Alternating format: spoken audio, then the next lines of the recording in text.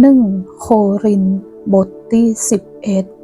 11ท่านทั้งหลายก็จงปฏิบัติตามอย่างข้าเจ้าเหมือนอย่างที่ข้าเจ้าปฏิบัติตามอย่างพระคริสต์พี่น้องทั้งหลายบัดเดี๋ยวนี้ข้าเจ้าขอชมเชยท่านทั้งหลายย้อนว่าท่านระลึกถึงข้าเจ้าทุกประการและท่านได้รักษากฎที่ข้าเจ้าได้มอบไว้กับท่านแต่ข้าเจ้าใครให้ท่านทั้งหลายเข้าใจว่าพระคริสต์ทรงเป็นหัวของชายกู้คนและชายเป็นหัวของหญิงและพระเจ้าทรงเป็นหัวของพระคริสต์ชายกู้คนที่กำลังอธิษฐานหรือพยากรณ์โดยคุมหัวอยู่ก็ทำความอัปยศแก่หัวแต่หญิงกู้คนที่กำลังอธิษฐานหรือพยากรณ์ถ้าบ่คุมหัวก็ยะความอัปยศแก่หัวย้อนว่าเหมือนกับว่านางได้โกนผมเหี่ยแล้วย้อนว่าไม่ยิงถ้าบ่คุมหัวก็จะตัดผมเหี่ยแต่ถ้าการที่ไม่ยิงจะต้องตัดผมหรือโกนผมนั้นเป็นสิ่งที่น่าอับอายจงคุมหัวเหี่ยย้อนว่าการที่ป้าจายบ่สมควรจะคุมหัวนั้นก็ย้อนว่าป้าจายเป็นพระฉายาและเป็นสง่าราศีของพระเจ้าส่วนแม่หญิงนั้นเป็นสง่าราศีของป้าจายย้อนว่าบ่ได้ทรงสร้างป้าจายมาจากแม่หญิงแต่ได้ทรงสร้างแม่หญิงมาจากป้าจายและบ่ได้ทรงสร้างป้าจายไว้สำหรับแม่หญิงแต่ทรงสร้างแม่หญิงไว้สำหรับป้าจายด้วยเหตุจะอี้เองแม่หญิงจึงควรเอาสัญลักษณ์แห่งอำนาจนี้คุมหัวย้อนหันแก่พวกทูตสวรรค์ถึงกะอั้นก็ดีในองค์พระผู้เป็นเจ้าป้อจายก็ต้องปึ่งปาแม่หญิงและแม่หญิงก็ต้องปึ่งปาป้อจายย้อนว่าแม่หญิงนั้นทรงสร้างมาจากป้อจายฉันใดต่อมาป้อจายเกิดมาจากแม่หญิงฉันนั้นแต่สิ่งสารพัดก็มีมาจากพระเจ้าท่านทั้งหลายจงตัดสินเองเถอะว่าเป็นการสมควรก่อที่แม่หญิงจะบ่คุมหัวเพื่ออธิษฐานต่อพระเจ้าธรรมชาติเองบ่ได้สอนท่านกะว่า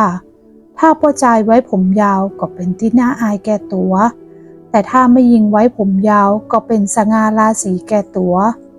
ย้อนว่าผมเป็นสิ่งที่ประทานให้แก่เขาเพื่อคุมหัวแต่ถ้าผู้ใดจะโต้แย้งเฮาและคริสตจักรของพระเจ้าบ่ฮับธรรมเนียมอย่างที่โต้แย้งนั้น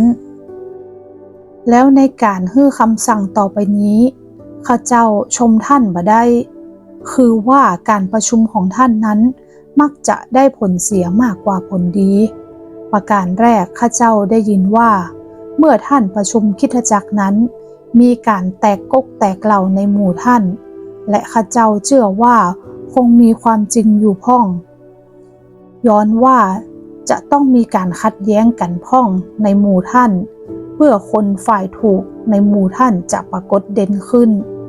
เมื่อท่านทั้งหลายประชุมพร้อมกันนั้น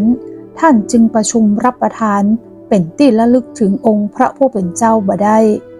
ย้อนว่าเมื่อท่านรับประทานบ้างก็รับประทานอาหารของตนก่อนคนอื่นบ้างก็ยังหิวอยู่บ้างก็เมาอะหยังกันนี่ท่านบ่มีเรื่องอะหยังที่จะกินและจะดื่มกะหรือว่าท่านดูหมิ่นคริสตจักรของพระเจ้าและอยากให้คนที่ขัดสนได้รับความอับอายจะให้ข้าเจ้าว่าจะใดแก่ท่านจะให้ชมท่านกะในเรื่องนี้ข้าเจ้าจะบ่ขอชมท่านเลยย้อนว่าเรื่องซึ่งข้าเจ้าได้มอบไว้กับท่านแล้วข้าเจ้าได้รับจากองค์พระผู้เป็นเจ้าคือในคืนที่เขาทรยศองค์พระเยซูเจ้านั้นพระองค์ทรงหยิบขนมปังคันขอบพระคุณแล้วจึงทรงหักและตัดว่าจงหับไปกินเตอะนี่เป็นกายของเฮาซึ่งหักออกเพื่อท่านทั้งหลายจงยะจะอีเพื่อเป็นที่ระลึกถึงเฮา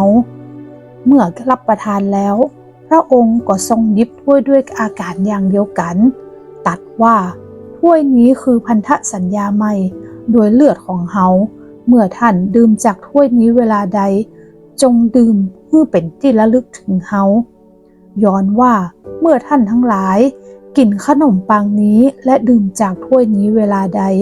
ท่านก็ประกาศการไหว้พระชนขององค์พระผู้เป็นเจ้าจนกว่าพระองค์จะเสด็จมาเหตุจะอันถ้าผู้ใดกินขนมปังนี้และดื่มจากถ้วยของพระองค์พระผู้เป็นเจ้าอย่างบ่สมควรผู้นั้นก็ทำผิดต่อพระกายและเลือดของพระองค์พระผู้เป็นเจ้าขอให้ผู้คนพิจารณาตัวเก่าแล้วจึงกินขนมปังและดื่มจากถ้วยนี้ย้อนว่าคนที่กินและดื่มอย่างบ่สมควรก็กินและดื่มเพื่อนำพระอาชญามาสู่ตัวเก่าย้อนว่าบ่ได้พินิจดูพระกายขององค์พระผู้เป็นเจ้าด้วยเหตุนี้หมู่ท่านทั้งหลายจึงอ่อนกำลังและเมื่อยอยู่และที่ล่วงลับไปก็มีนักย้อนว่าถ้าเฮาพิจารณาตัวเฮาเองเฮาจะบ่ต้องถูกทำโทษแต่เมื่อองค์พระผู้เป็นเจ้าได้ทรงทำโทษเฮานั้นพระองค์ทรงตีสอนเฮาเพื่อบ่ให้เฮาถูกพิพากษาลงโทษด้วยกันกับโลกพี่น้องของข้าเจ้าด้วยเหตุนี้เมื่อท่านมาร่วมประชุมรับประทานอาหารนั้นจงคอยซึ่งกันและกันถ้ามีไผหิวก็ให้เขากินที่บ้านเหียก่อนเพื่อเมื่อมาประชุมกันท่านจะได้บ่ถูกพิพากษาลงโทษส่วนเรื่องอื่นๆนั้นเมื่อข้าเจ้ามาข้าเจ้าจะแนะนำให้